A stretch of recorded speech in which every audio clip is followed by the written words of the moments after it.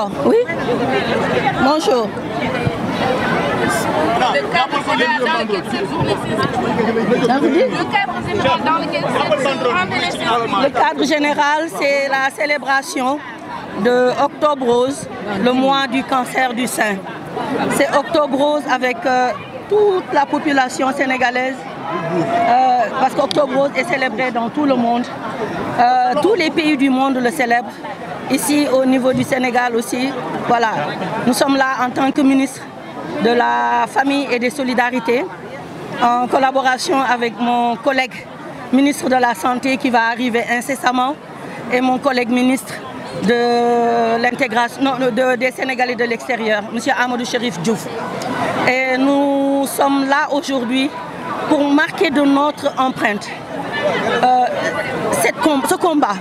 ce combat pour vraiment bouter cette maladie du Sénégal. Cette maladie qui coûte très cher au peuple sénégalais, qui nous prend beaucoup, qui nous prive de l'affection de nos parents, qui nous prive de l'affection de nos sœurs, de nos frères, de nos enfants, de nos grands-parents. Cette maladie qui, dans son ensemble, regroupe presque 12 000 nouveaux cas chaque année. Et on sait que pour ces cas, très souvent, ils arrivent un peu tard et c'est presque 75% de ces nouveaux cas que nous perdons. Et il est temps, aujourd'hui plus que jamais, d'aller plus loin que ce qu'on a déjà fait.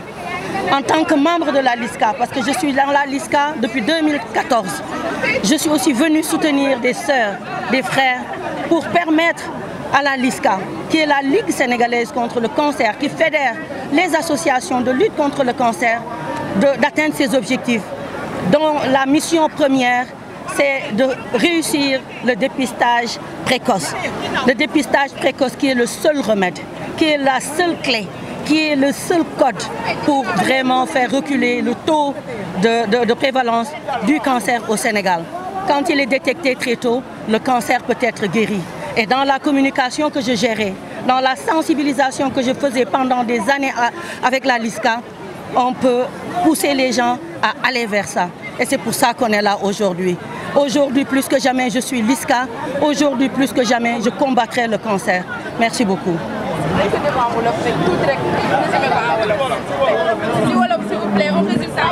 ngir jàpp ci xeex bi nga xam ni ñu ngi koy xeex jëm ci LISCA jëm ci cancer dafa nekk feebar boo xam ni dafa sonal sénégalais yi te dafa sonal ñëpp ci àdduna bi mais octobre rose nekk weer boo xam ni dañ koy saisir pour toujours di wax ci cancer parce que ci àdduna bi yëpp weer wii la ñu jagleel cancer ween mooy weer bi nga xam ni dañu ne ku ci am looy wax ku ci mën a jàpp ku ci mën a xeex nañu ànd boole suñu doole mu nekk benn ñu xeex cancer ween kër gu ne dugg na fa te kër gu mu dugg yàq ko moo tax ñu ne feebar bii nga xam ne lu ëpp 2 junni cas yu bees at bu jot dañ ko ciy am waaye cas yooyu lu tolloog juróom-ñaar fukk ak juróom ci pourcentage yi nga xamante ni danañ ci am ñu ñàkk seen bakkan dañu ne dafa doy dañu ne jot na ñu jël ko en main xeex ak moom muy junxoo boobu nga xam ne dañ koo bëgg jënd ci yaram bi dañ ko bëgg jënd ci réew mi cancer fu mu dugg yàq fa donc dafa jot ñu ànd ci ma taxaw ak waa LISCA ndax dama fi nekk boobu ba tey depuis 2014 dans xeex en tant que bénévole pour que cancer jóge Sénégal maa ngi taxaw ak sama sœur présidente LISCA docteur Fatma Guenoune depuis 2014 on est ensemble à parler le même discours ndax dafa jot ñu xool naka la ñuy faram-fàccee mbir mi créer li nga xamante ni mooy plateforme bi créer li nga xam ne mooy cadre bi ak sama naatangoo monsieur le ministre de la santé Ibrahima Sy mi ngi yegg si nii sax ak sama collègue ministre Amadou Chérif Diouf mais di wax rek ni gouvernement du Sénégal yëpp laa fi teewal président de la République Bassirou Diomaye Diakhar Faye laa fi teewal premier ministre Ousmane Sonko laa fi teewal Ousmane Sonko ñëw na fii ànd ak man célébré en 2016 xaw ma 2017 ñuy xeex cancer fii ci esplanade bi kon ñoom gëmoon nañ ko démb du tey ji 2015 donc gëmoon nañ ko démb du tey ji la ñu commencé di ko def alhamdulilahi rabbil alamin tey mobilisation bi ñu gis mat na sëkk li muy wane mooy enfin cancer gars yi jóg nañu pour xeex ak moom et c'est ensemble que nous le vaincrons jërëjëf waaw merci beaucoup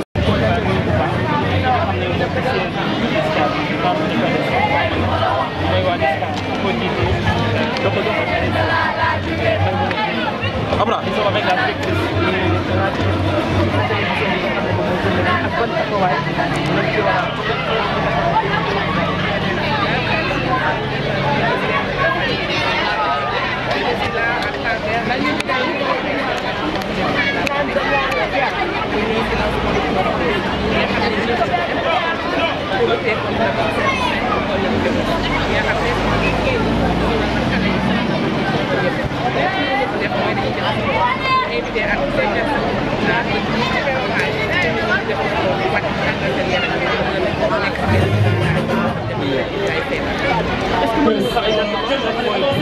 Maintenant, on s'est dit, après avoir procédé à la cérémonie de remise du chef. Allez, on s'est dit. Allez-y. Maintenant, s'il vous plaît, la presse est demandée ici. La presse, toute la presse est demandée ici sur la page. Et direz-vous, c'est fondamental. Vous allez donc faire 10 km de marche. Vous avez besoin effectivement d'une retour au cadre. Suivez le coach qui est en haut, qui va conduire les étirements.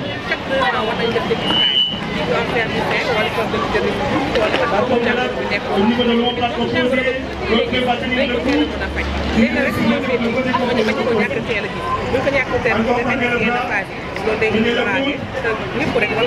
Allez de l'autre côté, c'est bien. Vous faites pareil. Dernière question. Tenez le coude. Posez la main droite au niveau de la ceinture et vous basculez sur le côté de la épouse. Changez de côté.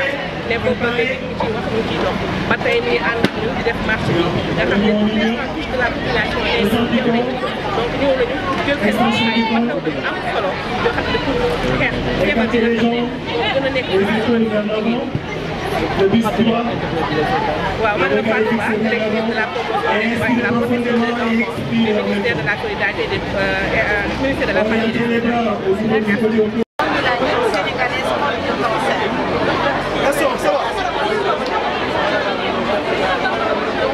Chaque année, il y a plus de 12 000 cas de cancer au Sénégal avec environ 1 000 décès. En ce qui concerne le cancer du sein, il y a 1830 cas chaque année avec 976 décès. Et le cancer du sein est le deuxième cancer après le cancer du côlon et le premier cancer avec 2024 nouveaux cas et 1312 décès. Donc au Sénégal, les cancers gynécologiques, quand on prend tout sexe confondus, les cancers gynécologiques sont les premiers cancers.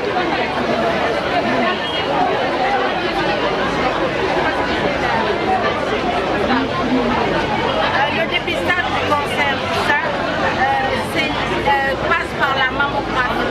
C'est l'examen radiographique des seins qui permet de voir des tumeurs de très petite taille non palpées à la main. Donc je demande à toutes les femmes âgées de 40 ans de faire une mammographie tous les 2 ans.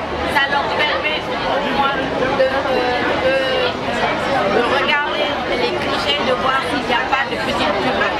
Et puis on demande aussi aux femmes à partir de 20 ans, parce qu'il y a des cancers très jeunes actuellement au Sénégal, de faire l'auto-examen des seins. C'est pour ça que lors de nos campagnes de sensibilisation, nous apprenons aux jeunes filles, aux femmes, comment faire l'auto-examen des seins.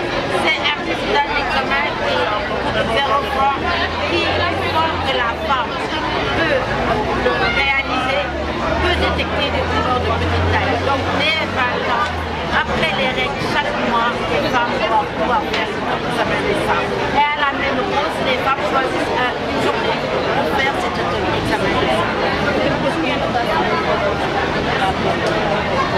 Environ 400.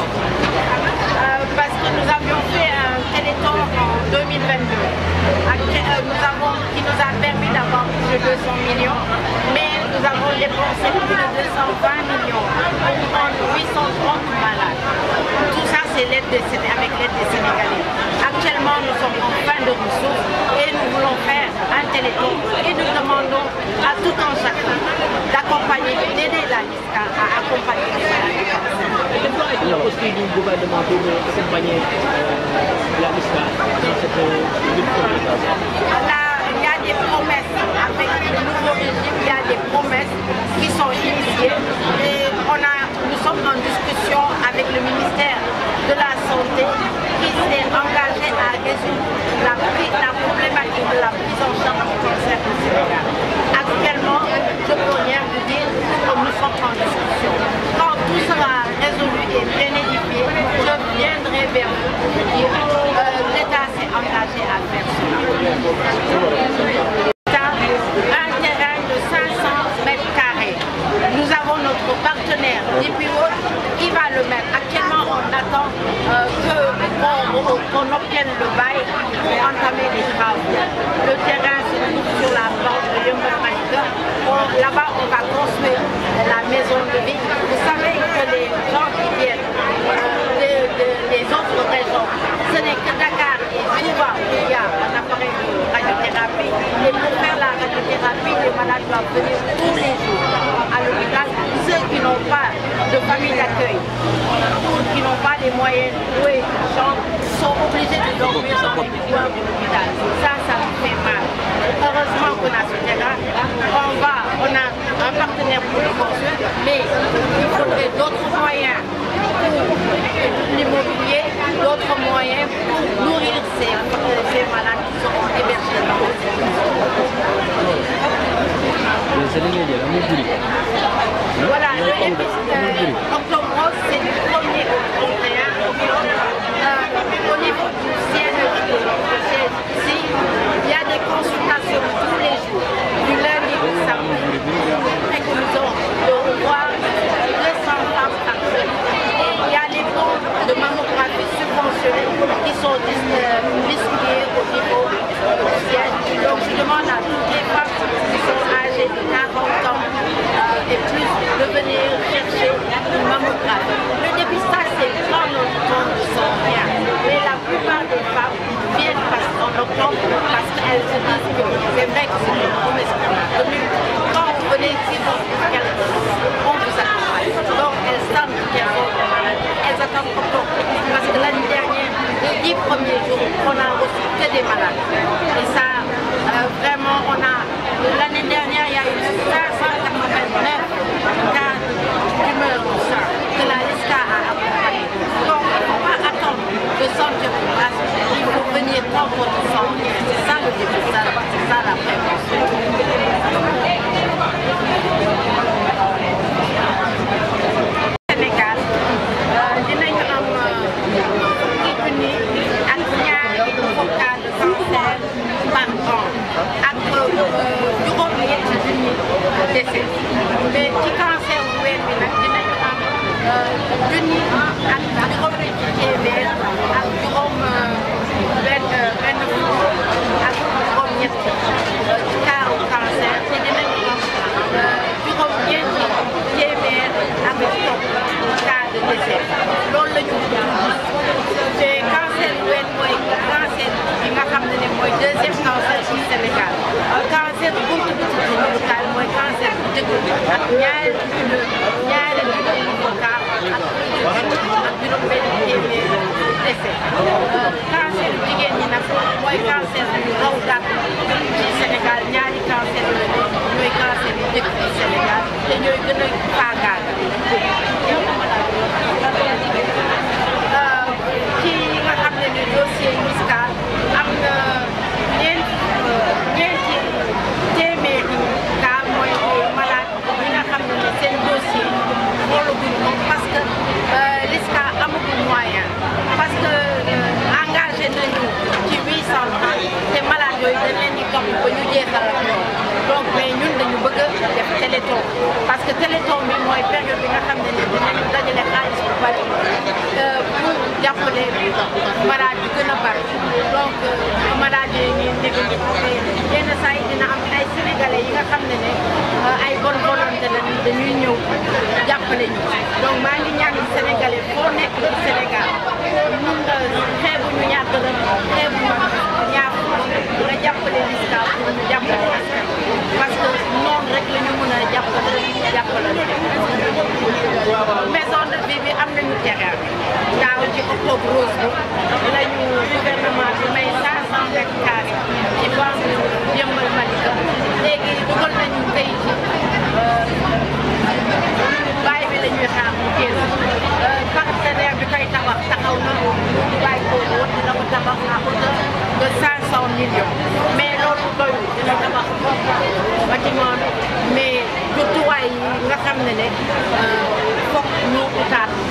partenaires yu ñu jàppale pour immobilier yi nourriture bi pour yeneen yi.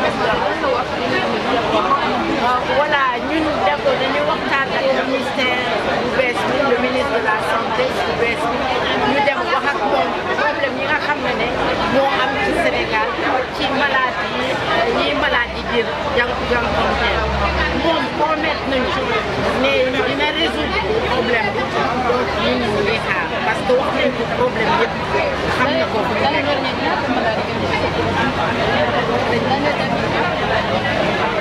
L'année dernière ci suñu campagne Octobre Rose 2023 dépisté nañu 12 000 plus de 12 000 femmes te am nañu environ 600 cas de tumeurs. C'est vrai qu'il y a am na ay tumeurs yu bénignes ak ay tumeurs malignes mais ñoom ñëpp dañ leen gunge donc te ren bëgg nañu dépister 15 000 femmes te 15 000 femmes yi on va se dire 10% dinañu am ay sikki sàkk te ñun fas yéene nañu gunge jigéen ñooñu ne ñu ngi dépister. waaw ban taxawaay gouvernement bi war a am liggéey ci dugal loxo baral ay jéego pour lutte contre le cancer.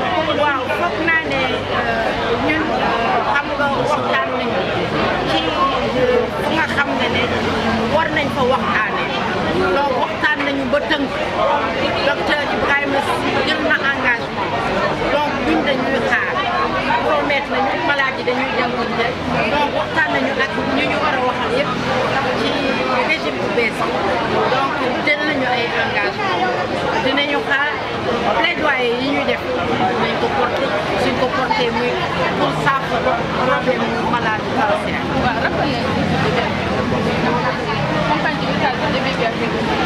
Campagne bi mi ngi door le 1er octobre fii ci Dakar siège bi dinañu consulter tous les jours ci suba ba ci ngoon dañuy consulter 200 mooy ñaari téeméeri jigéen par jour te maa ngi ñaan tamit jigéen ñi am ñeent fukki at ko topp nga jaar jël sa bon soo bëggee dépister nga dem ci mamu ci radiologue partenaire dinañu dépister Dakar ak ay consultation décentralisée dinañu dem ci ay gox ci Dakar déjà ministère de la santé et de la famille et de solidarité ñoom lëkkaloo nañu pour offrir benn dépistage gratuit le 12 octobre mais à partir du 14 octobre ñun dañuy génn Dakar ren dañuy dellu Kolda ak Ziguinchor ñu yokk ci Sédhiou ba pare ñëwaat Dakar def ay banlieue ay dépistage loolu c'est partenaire